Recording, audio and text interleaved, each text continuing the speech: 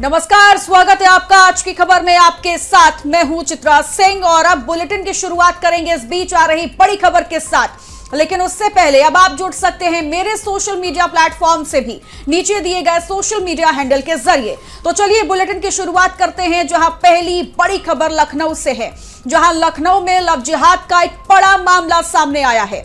आरोप है कि स्पा पार्लर, हुक्का बार में नौकरी के नाम पर अमेठी, बाराबंकी, दिल्ली से लड़कियों को लाया गया और नशे की हालत में उनका अश्लील वीडियो बनाकर ब्लैकमेलिंग की गई। सिर्फ इतना ही नहीं, जाति सूचक गाली देने और देह व्यापार में धकेलने का आरोप भी लगा है। इस मामले का खुलासा करने वाली एनजीओ संचालिका का यह आरोप है कि 100 से ज्यादा लड़कियां आरोपी कमरुद्दीन जमाल के कब्जे में हैं। इन लड़कियों में कई लड़कियों की गुमशुदगी अयोध्या, दिल्ली, बिहार के थानों में दर्ज है और लड़कियों का वीडियो वायरल करने और जान से मारने की धमकी देकर उनसे देह व्यापार करवाया जा रहा है। हद तो तब है जब गोमती नगर थाने में 12 से ज्यादा लव जिहाद की पीड़ित लड़कियां पहुंची और उनकी शिकायत तक दर्ज नहीं की गई।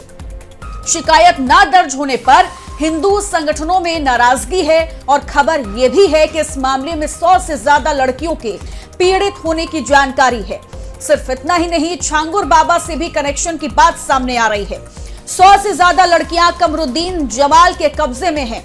तो एक और धर्म परिवर्तन का ऐसा मामला सामने आया है जो आपको हैरान कर देगा, परेशान कर देगा और चिंता में डाल देगा कि आखिरकार ऐसी मानसिकता लोगों के भीतर कैसे आ रही है। स्क्रीन में आप जिस व्यक्ति को देख रहे हैं, इसका नाम कमरुद्दीन है, लेकिन इसने अपने जाल में तकरीबन 100 से ज्यादा मासूम लड़कियों को फंसाया। यह आरोप लगा है कि स्पा पार्लर से लेकर हुक्का बार में नौकरी के नाम पर अमेठी, बाराबंकी, दिल्ली से लड़कियों को लाया गया, उनको अपने जाल में फंसाया गया और उसके बाद नशे की हालत में उनका अश्लील वीडियो बनाया गया। और जब वीडियो बना लिया गया तो फिर ये खेल जो है वो ब्लैकमेलिंग का शुरू होता है। सिर्फ इतना ही नहीं, जातीय सूचक गाली देने के साथ साथ देह व्यापार में ढकेलने का आरोप भी लगा है कि इस व्यक्ति ने कई मासूम लड़कियों का वीडियो बनाया, उन्हें ब्लैकमेल किया और जबरन उनके साथ ये भी कहा गया कि उन्हें देह व्यापार के लिए भी जबरदस्ती उनके साथ की गई। हालांकि इस पूरे मामले का खुलासा जब हुआ है और जिसने भी इस पूरे मामले को सुना वो वाकई में हैरान रह गया। एक एनजीओ संचालिका हैं जिन्होंने यह आरोप लगाया कि आरोपी कमरुद्दीन जमाल के कब्जे में इस वक्त 100 से ज्यादा लड़कियां हैं और इन लड़कियों में कई लड़कियों की गुमशुदगी अयोध्या हो, दिल्ली, बिहार के थानों में दर्ज है और लड़कियों को वीडियो वायरल करने के साथ उन्हें जान से मारने की धमकी भी दी गई और उनसे देह व्यापार कराया गया। मेरे को इंटरनेट पर नंबर मिला था, ठीक है, जॉब चाहिए लेके गए जावेद नाम है, ठीक है, दिल्ली से लेके गए तो हमको अजमेर लेके चले गए और इसके अजमेर से लखनऊ लेके गए। कोई स्पा है, ठीक है, वो बोला कॉलिंग का बात करना, कॉलिंग में बात करना, कोई काम नहीं, कॉलिंग में बात करना, ठीक है। तो कुछ टाइम तक पता चलता है हम लोग यहाँ पे धंधा चलाते हैं और नशे में कोई बोतल में उसमें गिलास में गोली डाल के मतलब चुपचाप से देते, उसका ओपन वीडियो बनाते हैं। बोला ज्यादा बोला था इंटरनेट पे ये वीडियो डाल दिया। तुम्हारे साथ भी गलत किया? हाँ, वो 3 जनों को जानती, भारतीय लोग गाड़ी में लेके जाते थे, गलत काम करवाते थे। पूरा धंधा वो मेरा एक फ्रेंड है। राजधानी लखनऊ में लव जिहाद, धर्म परिवर्तन, वैश्यावृत्ति, वीडियो बनाकर ब्लैकमेल करना और नाबालिग लड़कियों का अपहरण करने का गंभीर मामला सामने आया है। और ये मामला सामने आया है ब्राउन गर्ल कैफे। इस कैफे का जो संचालक है उसका नाम कमरुद्दीन है, लेकिन वो अपना नाम राहुल सिंह बताता था। और अब फिलहाल ये कैफे जब से शिकायत हुई है गोमती नगर थाने में, लड़कियों ने जब से इसकी शिकायत की है, ये यहाँ से भाग गया है कैफे बंद करके। और बताया जा रहा है कि इसका कनेक्शन छांगुर बाबा से भी है और यहाँ पर उसकी फोटो लगाई है, उसकी वो पूजा करता था, उनको बहुत मानता था। और अब इस पूरे मामले में लखनऊ पुलिस ने एफआईआर दर्ज कर ली है।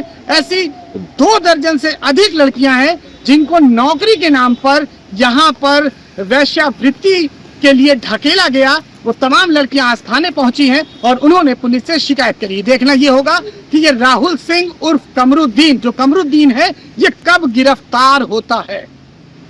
नीरज मिश्रा, आज की खबर, लखनऊ। तो देखिए, 1 नहीं, 2 नहीं, 3 नहीं, बल्कि 100 से ज्यादा लड़कियों को अपना शिकार बनाया गया और उनसे देह व्यापार जबरदस्ती करवाया गया। और सबसे बड़ी बात ये सामने आई है कि ये जो व्यक्ति है, ये छांगुर बाबा की पूजा किया करता था। मतलब इसकी मानसिकता को अगर आप समझेंगे तो हमें लगता है हमारी सोच से भी परे इसकी और कमरुद्दीन की मानसिकता है। हमारे साथ नीरज मिश्रा जुड़ गए हैं तमाम जानकारी के साथ। नीरज, पहले तो ये कहा गया कि 12 से ज्यादा लव जिहाद की जो पीड़ित लड़कियां हैं वो थाने गई, लेकिन उनकी शिकायत दर्ज नहीं हुई थी। पहला ये क्लियर करिएगा कि क्या शिकायत दर्ज हो चुकी है, और दूसरी सबसे बड़ी बात यह है कि आखिरकार इस खेल का उजागर कैसे हुआ, कैसे पता चला कि ये जो व्यक्ति है राहुल नाम के पीछे एक बहुत बड़ा खेल जो है वो काफी दिनों से चल रहा है।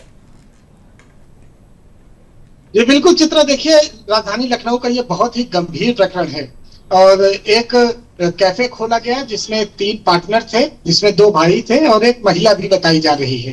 तो ये लोग कैफे चला रहे थे और इसी कैफे में जो गरीब लड़कियां हैं, या तो वो तैयारी के लिए लखनऊ आई हैं या फिर कंपटीशन के लिए, लेकिन उनके पास इतना पैसा नहीं है, तो लिहाजा वो कोई ना कोई जॉब ढूंढती हैं। उसी जॉब का झांसा देकर जो कमरुद्दीन है, ये राहुल बन जाता था, तिलक लगाता था और कलावा भी बांधता था। और देखिए, जिस तरह से स्क्रीन पर हमारे फोटो चल रही है, इसको देखकर कोई नहीं कह सकता कि ये कमरुद्दीन है। ये राहुल सिंह कभी बन जाता था, कभी कमरुद्दीन बन जाता था। इसने कई आधार कार्ड अपने बना रखे हैं और जिससे जब मिलता है तो उस आधार कार्ड का ये उपयोग करता है।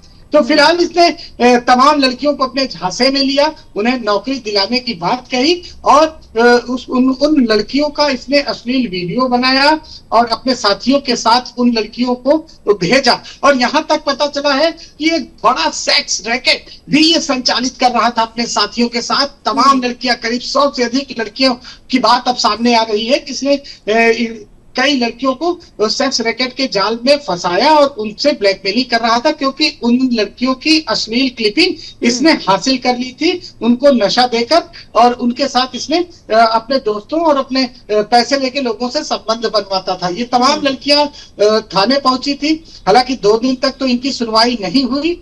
उसके बाद आज जब आज की खबर और तमाम सोशल मीडिया पर ये बात जैसे ही सामने आई, तो उसके बाद पुलिस को एफआईआर दर्ज करनी पड़ी है।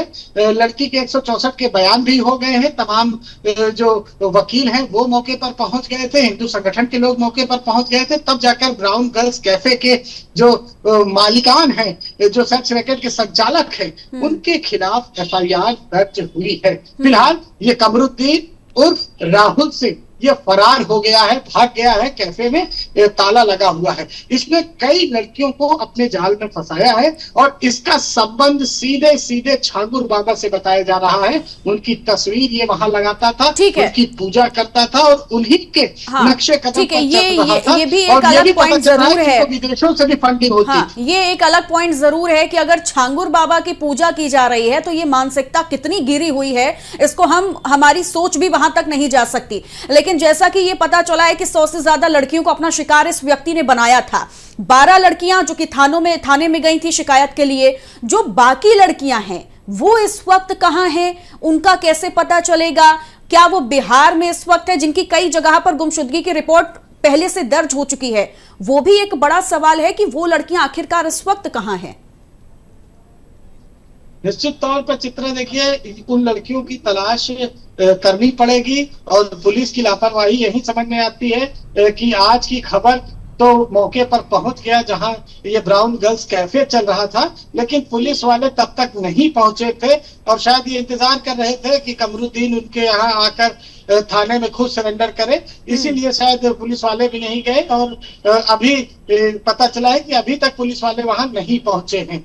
तो अब यही लापरवाही समझी जा सकती है कि इन लोगों के हौसले क्यों इतने बुलंद हैं। हालांकि बाद में जब मीडिया में या तमाम तरह से खबरें सामने आती हैं, तब उसके बाद पुलिस जागती है और उसके बाद कार्रवाई करती है और बड़े बड़े दावे और वादे करती है। लेकिन फिलहाल इसको अभी पुलिस नहीं पकड़ पाई है। अगर पहले ही FIR दर्ज करके इसको पकड़ लिया जाता तो काफी जो लड़कियां हैं उनकी जिंदगी भी बच जाती। लेकिन कहीं ना कहीं पुलिस की लापरवाही बिल्कुल सामने है कि इस तरह के हरकत, इस तरह का रैकेट, इस तरह का कैफे चल रहा था, क्या इसका लाइसेंस था कि नहीं, तमाम चीजों की जांच पुलिस ने नहीं की। और क्यों नहीं की, ये ओपन सीक्रेट है। इस तरह के तमाम जो अवैध तरीके से सबसे बड़ी बात तो ये है के तरह, तो उनके ये क्यों संचालित होते हैं, ये ओपन सीक्रेट है। लेकिन सबसे बड़ा सवाल, जैसा कि आप बता रहे हैं कि अभी तक कोई भी पुलिस वाला यहां नहीं पहुंचा है, इस कैफे में नहीं पहुंचा।